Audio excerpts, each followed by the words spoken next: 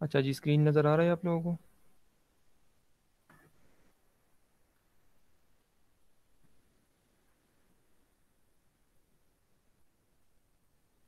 Sir नज़र आ रहा है सर।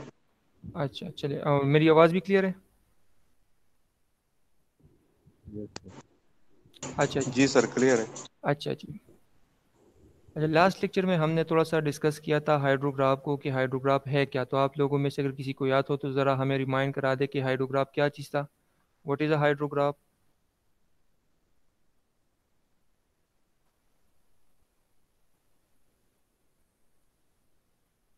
जी, एनीवन?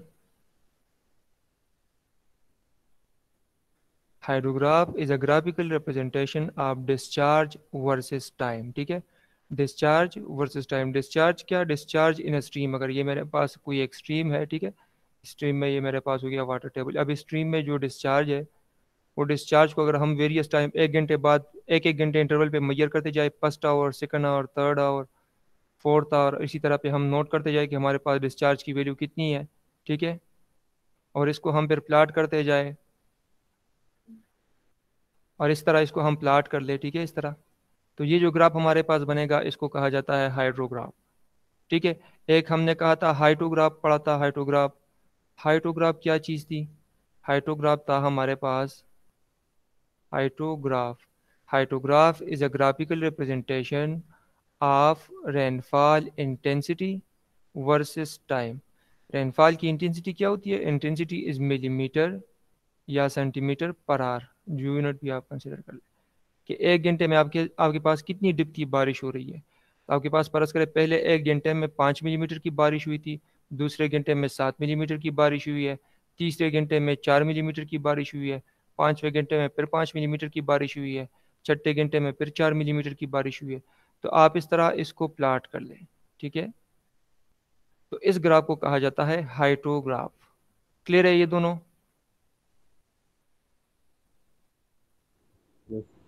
अच्छा। अब जी सर। अब यहाँ पे ये जो एरिया है, एरिया अंडर द हाइड्रोग्राफ, अगर एरिया अंडर द हाइड्रोग्राफ में फाइंड कर लूँ तो मेरे पास क्या आ जाएगा? देखिए, area under the hydrograph, area is equal to, जो एरिया अंडर द हाइड्रोग्राफ है वो हमारे पास, अगर एरिया अंडर द हाइड्रोग्राफ हम फाइंड कर ले तो एरिया अंडर द हाइड्रोग्राफ हमारे पास क्या होगा? क्यू मल्टीप्लाई बाई टी होगा या नहीं? Q multiply by T. तो ये मेरे पास आ जाएगा मीटर क्यूब पर सेकंड, मेरे पास यूनिट है डिस्चार्ज का, और टाइम का जो यूनिट है ड्यूरेशन का, वो मेरे पास है सेकंड। आर भी है, सेकंड भी है, मिनट भी है, लेकिन यहाँ पे यूनिट कंसिस्टेंट रखेंगे तो मैंने सेकंड लिख लिया। अब सेकंड सेकंड के साथ कैंसिल हो जाएगा, तो मेरे पास क्या बच जाएगा? Metre cube. मीटर क्यूब हमारे पास क्या है? वॉल्यूम। तो basically area under this graph gives us the volume of precipitation, कि हमारे पास जो बारिश हुई है, उस बारिश की पानी का वॉल्यूम कितना है। तो हमें क्या बताएगा? Area under this graph. समझ आ रही है बात की?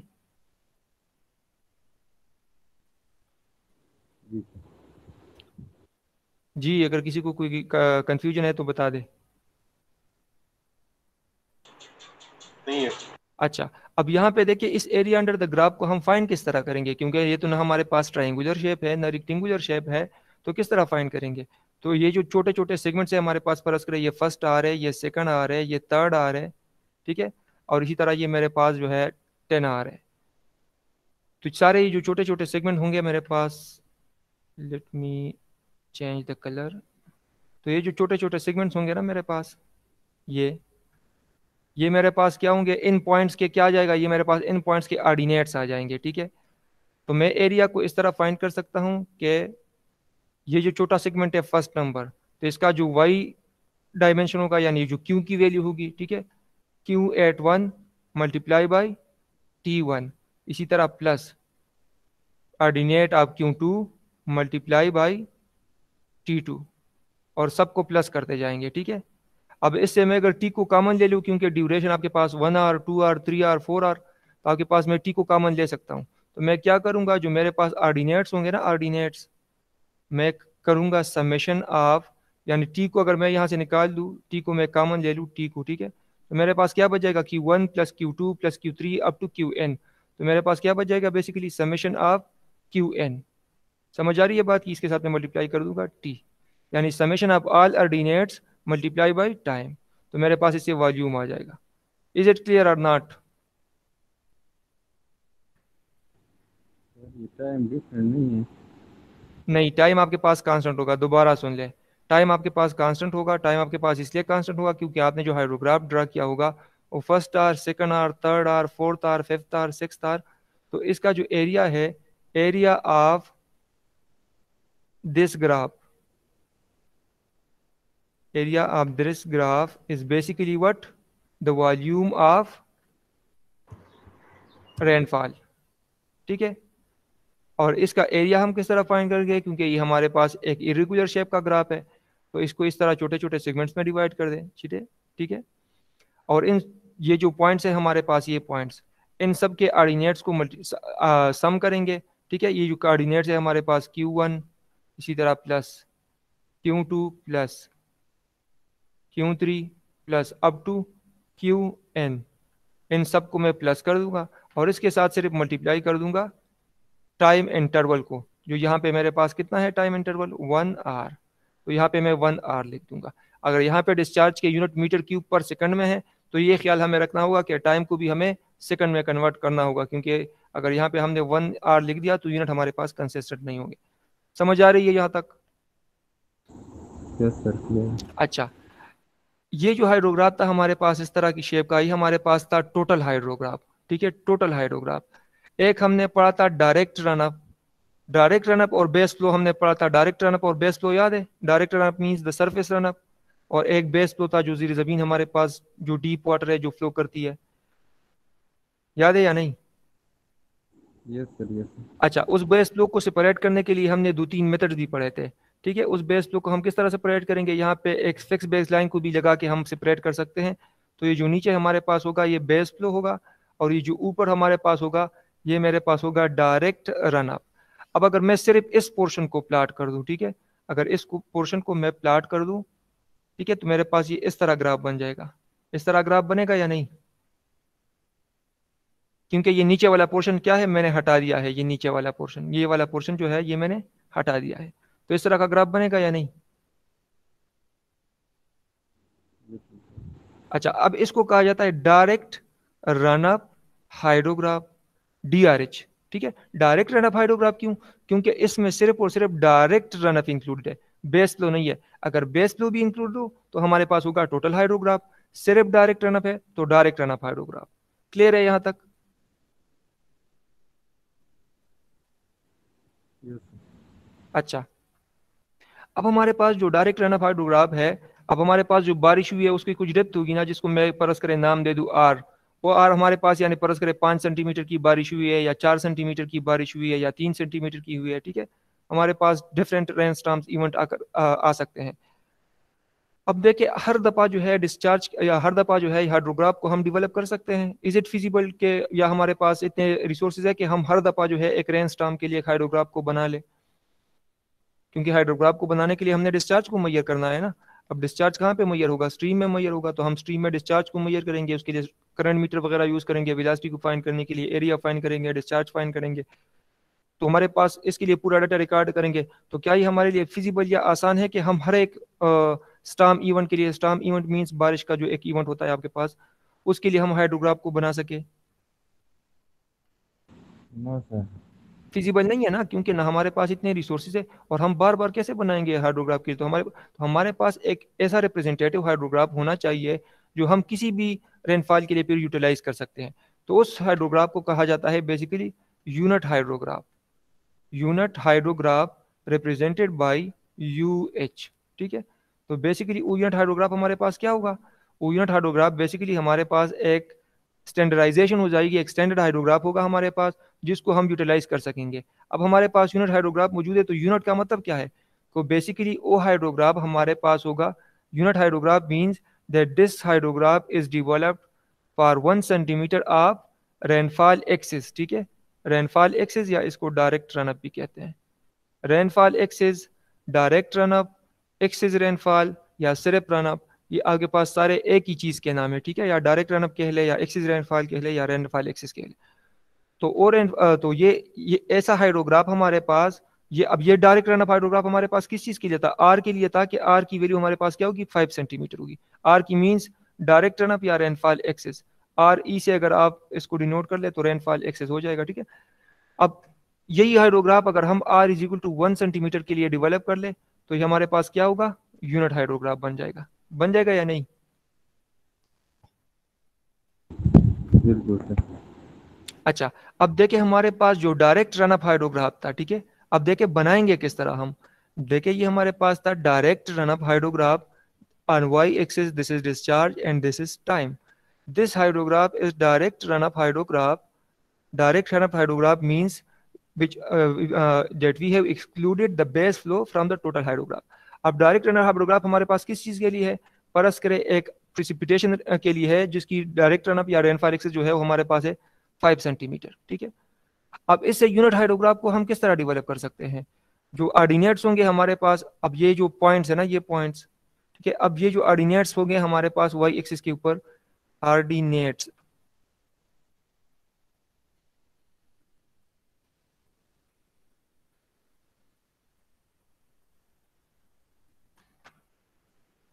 ऑर्डिनेट्स ऑफ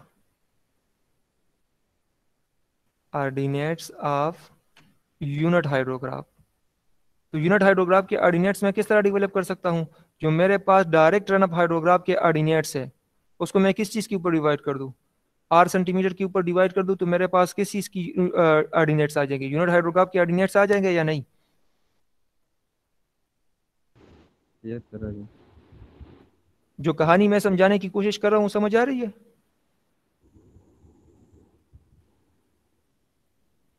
जी समझ आ रही सर है यहाँ नहीं। नहीं हुआ। जी दोबारा बताइए जरा। सर ये जो आप ordinates of unit hydrograph, sir हमारे पास जो यूनिट मतलब हाइड्रोग्राफ था सर, वो तो हम 1 सेंटीमीटर की ले रहे थे, लेकिन हम यहाँ पे ये जी फाइव जी बिल्कुल। सेंटीमीटर जो है ना सर, ये आप मतलब प्लाट के किस तरह प्लाट करेंगे ये बता रहे हैं ना। जी जी जी जी जी जी नहीं नहीं नहीं, देखिए ये हमारे पास डिस्चार्ज है, ठीक है ना, ग्राफ इस तरह की शक्ल के है हमारे पास, और ये डिस्चार्ज जो हमारे पास हासिल हुआ है वो हमारे पास इस तरह का ग्राफ प्लाट हुआ है, जब हमारे पास सॉरी, जब हमारे पास एक बारिश हुई थी जिससे डायरेक्ट रन हमारे पास 5 सेंटीमीटर जनरेट हुआ था, ठीक है। तो ये हाइड्रोग्राफ हमारे पास है उस बारिश के लिए जिसका डायरेक्ट रन हमारे पास था 5 सेंटीमीटर। अब मुझे एक ऐसा हाइड्रोग्राफ चाहिए जिसके लिए आर जो है ये मेरे पास 1 सेंटीमीटर हो, क्योंकि यूनिट हाइड्रोग्राफ हम किस चीज को कहते हैं, जिसके लिए हमारे पास basically unit hydrograph is a direct run up hydrograph. ये हमारे पास एक डायरेक्ट रन अप हाइड्रोग्राफ है, लेकिन R is equal to 1 centimetre के लिए। तो अब R is equal to 1 centimetre के लिए अगर मैंने यूनिट हाइड्रोग्राफ को बनाना हो तो मैं किस तरह से बना सकता हूँ, जो यूनिट हाइड्रोग्राफ होगा मेरे पास इसी तरह का शेप होगा, लेकिन मेरे पास इसके जो ऑर्डिनेट्स होंगे, अब ये जो ऑर्डिनेट्स होंगे इसको मैं सिंपली 5 के ऊपर डिवाइड कर दूंगा।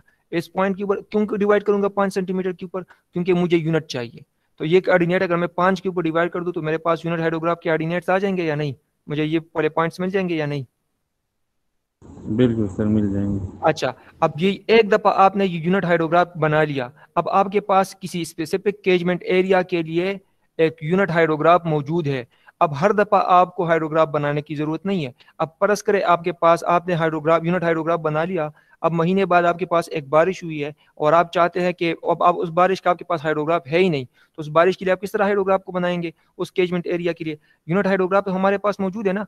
इस यूनिट हाइड्रोग्राफ से दोबारा डायरेक्ट रन अप हाइड्रोग्राफ हम किस तरह फाइंड करेंगे, यूनिट हाइड्रोग्राफ से दोबारा डायरेक्ट रन अप हाइड्रोग्राफ को किस तरह फाइंड करेंगे, इसके साथ किस चीज को मल्टीप्लाई करके, आर सेंटीमीटर को मल्टीप्लाई करके या नहीं।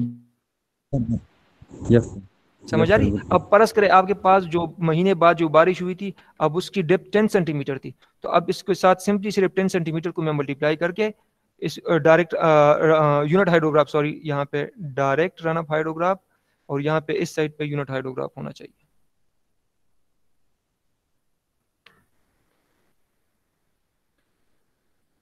Direct run up hydrograph will be equal to the unit hydrograph, मतलब उसका रिवर्स हो जाएगा ना, इसके साथ मैं सिर्फ सिंपली आर को मल्टीप्लाई कर दूंगा और परस करें मेरे पास जो आर हुआ था जो बारिश हुई थी वो मेरे पास हुई थी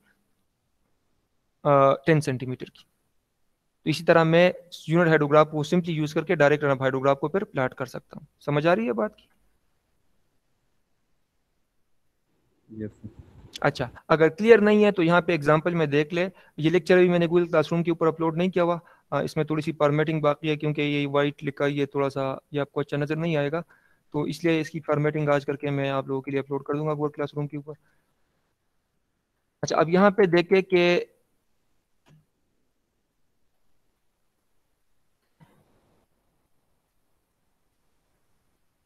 अच्छा, डेरिवेशन ऑफ यूनिट हाइड्रोग्राफ को हम बनाएंगे किस तरह, मैंने आपको प्रोसीजर सिखा दिया। अब उसके ऊपर एक एग्जांपल देख लेते हैं कि किस तरह हम बना सकते हैं। हमारे पास गिवन है, टेबल 1 में डेटा गिवन है, from the data given in table 1 below derive a 6 hour unit hydrograph if this data is obtained from a 6 hour duration storm and the catchment area is 3200 square kilometres. तो हमारे पास जो data given है table 1 में, ये मेरे पास है table number 1। अब इस टेबल 1 में मेरे पास डेटा गिवन है कि कौन सी डेट या टाइम पे जो है आपके पास डिस्चार्ज रिकॉर्ड हुआ है, ठीक है। अब डिस्चार्ज जो हमारे पास 11, 12, 13, 14, 15 जनवरी अप टू 27 जनवरी, तो इस तरह हमारे पास जो है हर एक दिन जो है ये हमारे पास डिस्चार्ज रिकॉर्ड हुआ है, ठीक है। तो हमारे पास टोटल रीडिंग्स कितनी है, 17 रीडिंग्स है हमारे पास टोटल। डिस्चार्ज की जो वैल्यू मेरे पास हर दिन रिकॉर्ड हुई है, पहले दिन, दूसरे दिन, तीसरे दिन 21 की डिस्चार्ज थी, फिर तीसरे, चौथे, पांचवें, छठे, सातवें, आठवें दिन तक 20 की डिस्चार्ज है।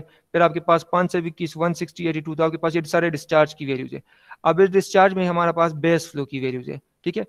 हमारे पास जो हाइड्रोग्राफ होता है, ठीक है, ये देखिए जो हाइड्रोग्राफ होता है हमारे पास, टोटल हाइड्रोग्राफ, उसकी शेप इस तरह की होती है, ठीक है। ये मेरे पास है टोटल डिस्चार्ज, ये मेरे पास हो गया क्यू, और ये मेरे पास है टाइम, ठीक है। अब इस टोटल डिस्चार्ज में ये सारे कोऑर्डिनेट्स के मेरे पास टोटल वैल्यूज है, और इसमें से जो बेस फ्लो है ना, ये जो बेस फ्लो है हमारे पास ये नीचे, तो ये बेस फ्लो के जो वैल्यूज है हमारे पास इतनी है कि पहले दिन, दूसरे दिन, तीसरे दिन, ये हमारे पास बेस फ्लो की वैल्यूज है। यहाँ तक तो कि हमारे पास ये डेटा गिवन है, हमसे मांगा गया है यूनिट हाइड्रोग्राफ, ठीक है। तो पहले हम क्या करेंगे, देखे सोल्यूशन की तरफ आए। ये डेट्स भी हमारे पास गिवन है, टाइम भी हमारे पास गिवन है। हमसे जो चीजें मांगी गई है जरा उसको देख ले कि क्या क्या चीजें मांगी गई है, कि 6 आवर यूनिट हाइड्रोग्राफ को डिवेलप कर ले। 6 आवर यूनिट हाइड्रोग्राफ को भी मांगा गया है और वॉल्यूम भी मांगा गया है, दोनों हम फाइंड आउट कर लेंगे। डिस्चार्ज ये भी हमारे पास गिवन डेटा है, और बेस फ्लो भी हमारे पास गिवन डेटा है। ये जितने भी ब्लू लाइंस मैंने ड्रा कर लिए, ये ब्लू लाइंस हमारे पास गिवन डेटा है। अब इस गिवन डेटा से हम अपने रिक्वायर्ड डेटा को किस तरह फाइंड करेंगे, देखें डायरेक्ट रनअप हमारे पास जो होगा, डायरेक्ट रनअप, तो डायरेक्ट रनअप के जो कोऑर्डिनेट्स होंगे हमारे पास, ठीक है, ये मेरे पास अगर हाइड्रोग्राफ है तो ये जो डायरेक्ट रनअप के कोऑर्डिनेट्स होंगे, ये कोऑर्डिनेट्स ये मुझे किस तरह मिलेंगे, टोटल हाइड्रोग्राफ से मैं बेस फ्लो को सब्ट्रैक्ट करूंगा या नहीं, समझ आ रही है इस बात की या नहीं? यस जी, सर। मैं आप देखे दोबारा सुन ले। देखे मेरे पास ये अगर टोटल हाइड्रोग्राफ है, ठीक है, इस कोऑर्डिनेट की मुझे वैल्यू चाहिए, लेकिन इस एक्सिस से चाहिए, और ये वाली वैल्यू मुझे पास टोटल मौजूद है यहाँ से यहाँ तक। तो अगर इससे मैं यहाँ से यहाँ तक का वैल्यू सब्ट्रैक्ट कर दूं तो मेरे पास ये रिमेनिंग बच जाएगा ना। तो इस टोटल से मैं बेस फ्लो को सब्ट्रैक्ट कर दूंगा, समझ आ रही है? Yes sir. अच्छा, अब ये तो सिंपली हमारे पास यहाँ पे देखिए direct run up in metre cube पर सेकंड इज इक्वल टू, तो ये 4 कॉलम्स है, पांचवा नंबर कॉलम हमारे पास किस चीज के बराबर है, तीसरे कॉलम से चौथे कॉलम की वैल्यूज को सब्ट्रैक्ट कर लेंगे। तो 21 माइनस 21, 21 माइनस 21, 21 माइनस 21, तो इसी तरह ये कॉलम हमारे पास आ जाएगा। Is it clear till now? जी सर। अच्छा, अब मेरे पास ये डायरेक्ट रनअप आ गया, ठीक है। अब दोबारा जरा ग्राफ के ऊपर चले जाते हैं। डायरेक्ट रनअप की हाइड्रोग्राफ मेरे पास आ गया, डायरेक्ट रनअप हाइड्रोग्राफ, तो मेरे पास डायरेक्ट रनअप हाइड्रोग्राफ की शेप इस तरह होगी, क्योंकि ये जो नीचे का पोर्शन था ये मैंने कट कर दिया, तो मेरे पास ये सिर्फ पोर्शन बच जाएगा। तो ये मेरे पास हो गया डायरेक्ट रनअप हाइड्रोग्राफ, ठीक है। अब जो डायरेक्ट रनअप हाइड्रोग्राफ है, डायरेक्ट रनअप हाइड्रोग्राफ का जो एरिया अगर हम फाइंड कर ले, तो ये एरिया हमारे पास किस चीज का बराबर होगा, area under the graph will be equal to what? area under the graph will be equal to, बताए ना? Volume of rainfall.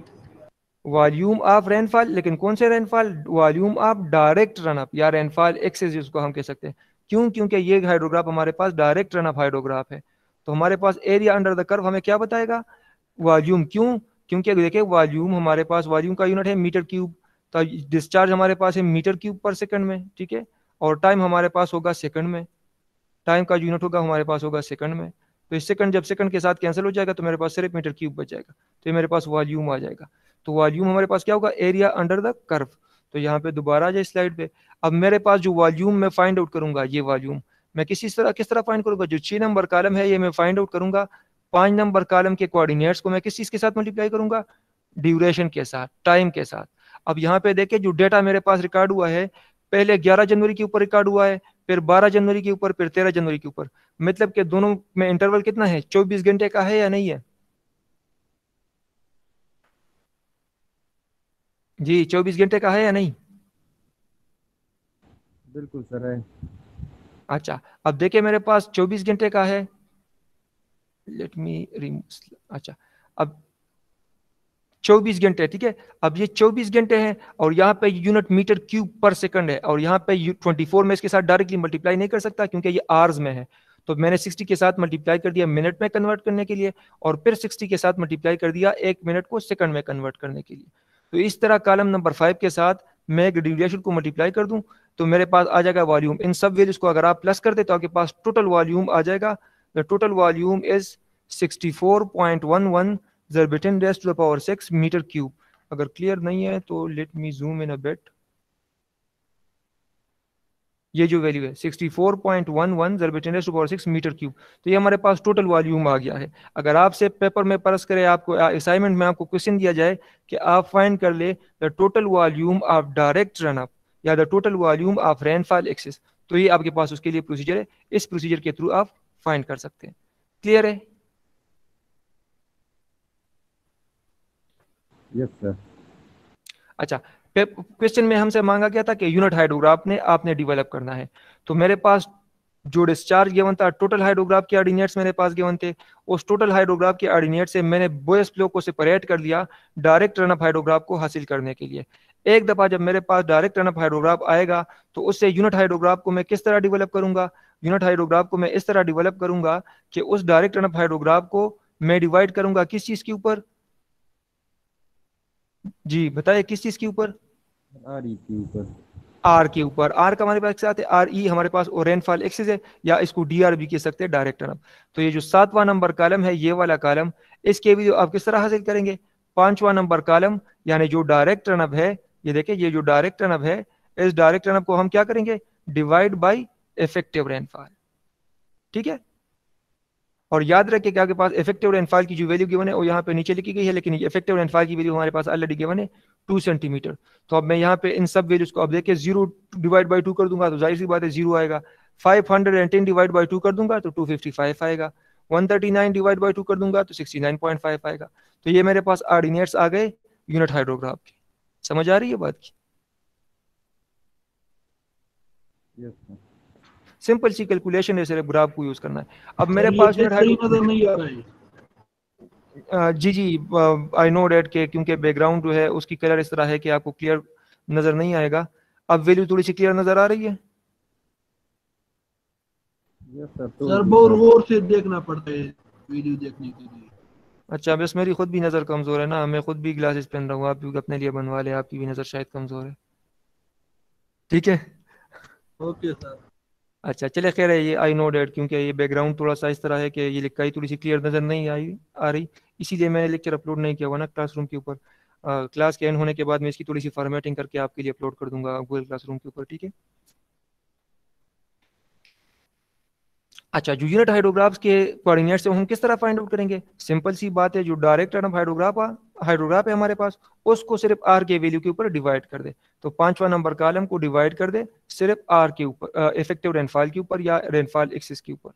तो मेरे पास रेनफॉल एक्सिस की वैल्यू कितनी है हमारे पास, ये देखें हमारे पास ये वैल्यू है 2 सेंटीमीटर। तो अब मैं 2 सेंटीमीटर के ऊपर डिवाइड कर दूंगा तो 510 divide by 2 255, 139 divide by 2 69.5, 53 divide by 2 तो 26.50।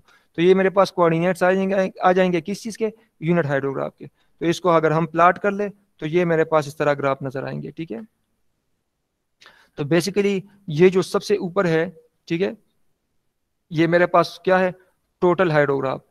टोटल हाइड्रोग्राफ में से अगर मैं बेस फ्लो को निकाल दूं तो ये मेरे पास बन जाएगा टोटल, ये टोटल हाइड्रोग्राफ ये वाला है। टोटल हाइड्रोग्राफ से अगर मैं बेस फ्लो को निकाल दूं तो ये जो लाइन नजर आ रही है ये वाला, ठीक है, इसके नीचे जो है ये वाला, तो ये मेरे पास बन जाएगा डायरेक्ट रन अप हाइड्रोग्राफ। और अगर मैं डायरेक्ट रन अप हाइड्रोग्राफ को डी आर एच को आर ई के ऊपर डिवाइड कर दूं तो मेरे पास यूनिट हाइड्रोग्राफ आ जाएगा। तो ये जो ग्रीन सा हमें नजर आएगा ये वाला, this is basically the unit hydrograph. ठीक है, सर यहाँ फिर बेस फ्लो कौन सा है? यहाँ पे बेस फ्लो जो है आपके पास देखे, ये यहाँ पे बेस फ्लो जो है आपके पास, ये मेरे पास टोटल हाइड्रोग्राफ है। ठीक है, अब इस टोटल हाइड्रोग्राफ को देख ले, इस टोटल हाइड्रोग्राफ को, एक minute, let me remove all the ink.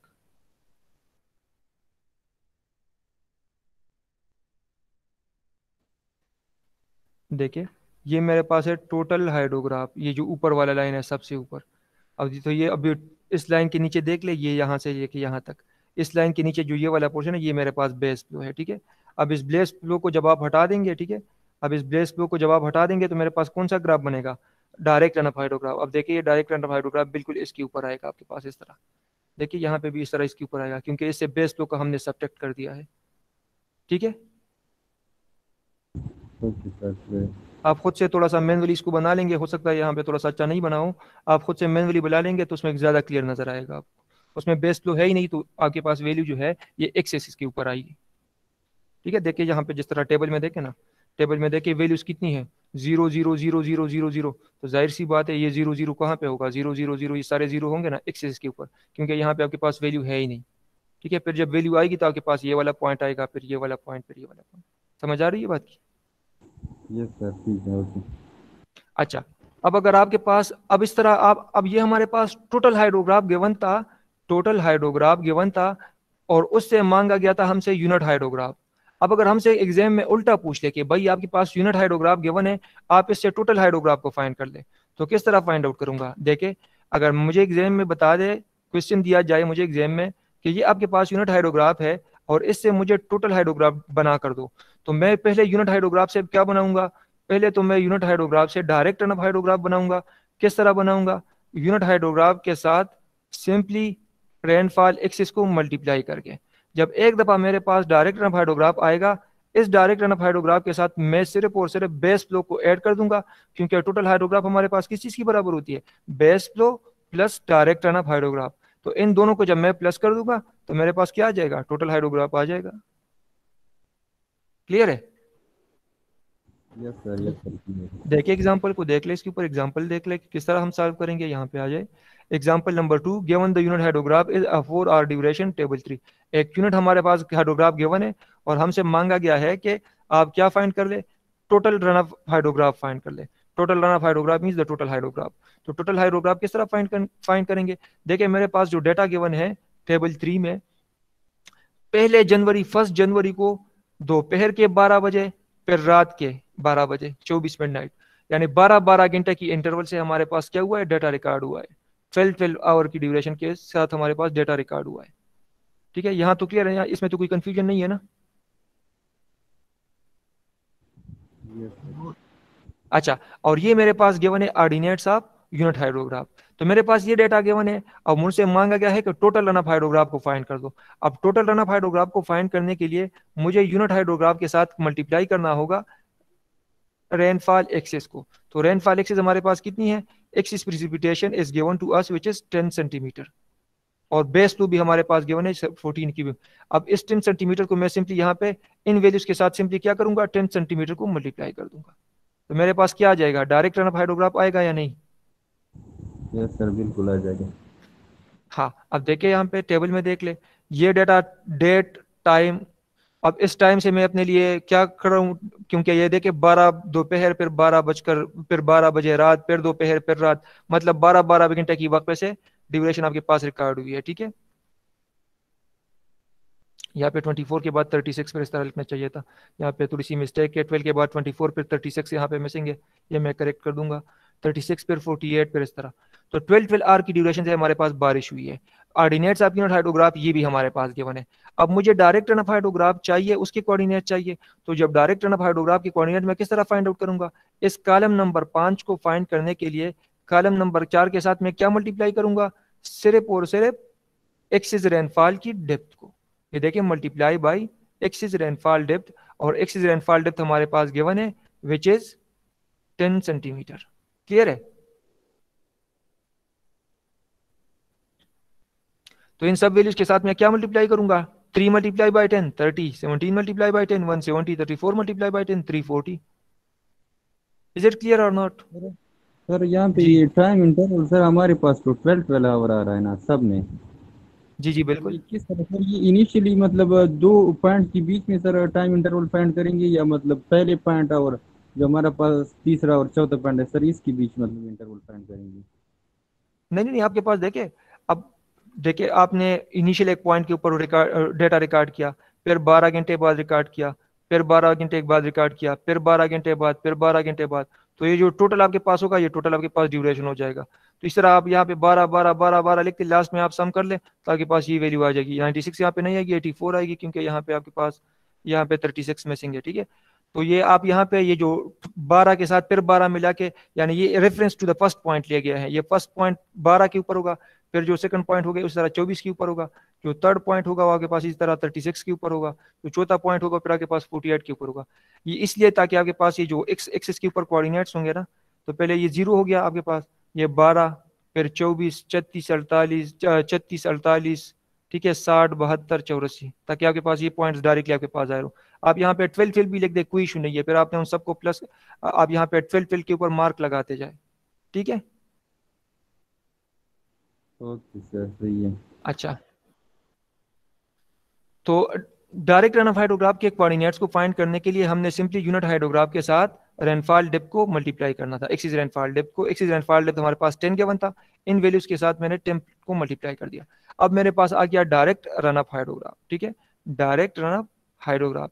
तो मेरे पास जो डायरेक्ट रन ऑफ हाइड्रोग्राफ है उसकी शेप इस तरह की होती है। अब इस डायरेक्ट रन ऑफ हाइड्रोग्राफ से जब मैंने टोटल हाइड्रोग्राफ बनाना हो, टोटल हाइड्रोग्राफ की शेप इस तरह होगी, इसमें नीचे ये बेस फ्लो भी होगा, बेस फ्लो। तो इसका मतलब ये कि डी आर एच के साथ मैंने क्या प्लस करना होगा, डी आर एच। जिस तरह डी आर एच को हासिल करने के लिए टोटल हाइड्रोग्राफ से हमने बेस फ्लो को सब्ट्रैक्ट किया था, बिल्कुल उसी तरह अब डी आर एच से टोटल हाइड्रोग्राफ को हासिल करने के लिए इसमें बेस फ्लो को ऐड कर देंगे। क्लियर है या नहीं?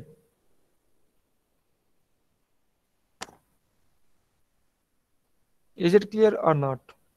यस सर बिल्कुल। Yes sir. अच्छा, अब देखिए बेस फ्लो की वैल्यूज हमारे पास ऑलरेडी गिवन है। ठीक है, बेस फ्लो की वैल्यू हमारे पास ऑलरेडी गिवन है। ये देखिए बेस फ्लो मेरे पास है 14 मीटर क्यूब पर सेकंड, तो बेस फ्लो मेरे पास है 14 मीटर क्यूब पर सेकंड, ये वैल्यू मैंने यहाँ पे लिख दी है। अब मैं टोटल फ्लो मेरे पास किस तरह आएगा, इन दोनों को प्लस करके। तो जो 7 नंबर कॉलम की वैल्यूज है ये आ जाएंगे मेरे पास 5 नंबर कॉलम और 6 नंबर कॉलम के वैल्यूज को ऐड करके। तो ये मेरे पास ऑर्डिनेट्स आ जाएंगे किस चीज के, टोटल हाइड्रोग्राफ के। तो अब मैं इस ग्राफ को किस तरह प्लॉट कर सकता हूँ, मैं इस ग्राफ को इस तरह प्लॉट कर सकता हूँ। देखिए यहाँ पे इसको, लेट मी प्लॉट इट। ये मेरे पास हो गया एक्स और वाई एक्सिस, वाई एक्सिस के ऊपर मेरे पास होगा क्यू, एक्सिस के ऊपर मेरे पास होगा टाइम। जो टोटल फ्लो है मेरे पास, पहले 12 आर के ऊपर मेरे पास जो कोऑर्डिनेट है वो मेरे पास है 14, इनिशियल पॉइंट के ऊपर मेरे पास है 14। ठीक है, इनिशियल पॉइंट के ऊपर मेरे पास जो वैल्यू है दिस इज 14। फिर दूसरे पॉइंट के ऊपर जो है 12 घंटे बाद 0 पे भी मेरे पास 14 की वैल्यू है, 12 के बाद फिर 44 की वैल्यू है। तो यहाँ पे मेरे पास आ जाएगा ये 12 के ऊपर 44 वाला वैल्यू। ठीक है, फिर आगे पास 24 के ऊपर आ जाएगा 184 की वैल्यू, यहाँ पे कहीं आ जाएगा। फिर इस तरह के पास आ जाएगा 354 524, ये हो गया 354 524। ठीक है, फिर 184 74, 184 74, और फिर आपके पास है 14, मतलब दोबारा इस पॉइंट के ऊपर आ रहा है। तो इन सब पॉइंट्स को अगर मैं इस तरह ड्रा कर लूँ, ये देखे 14 के ऊपर आ रहा है, 14 फिर कांस्टेंट, तो ये मेरे पास टोटल हाइड्रोग्राफ बन जाएगा या नहीं?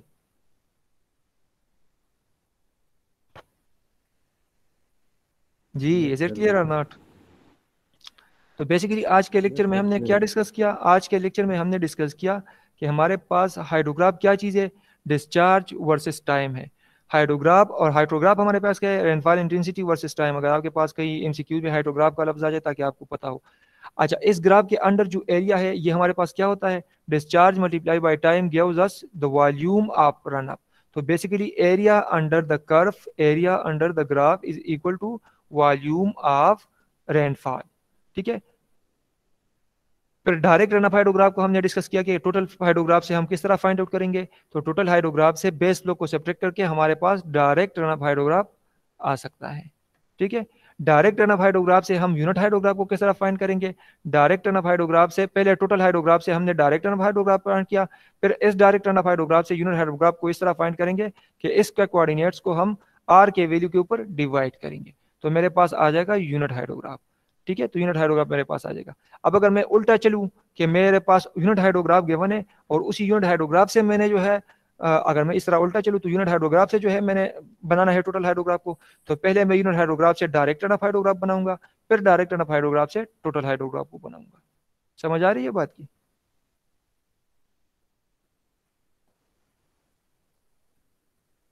जी, इज इट क्लियर और नॉट?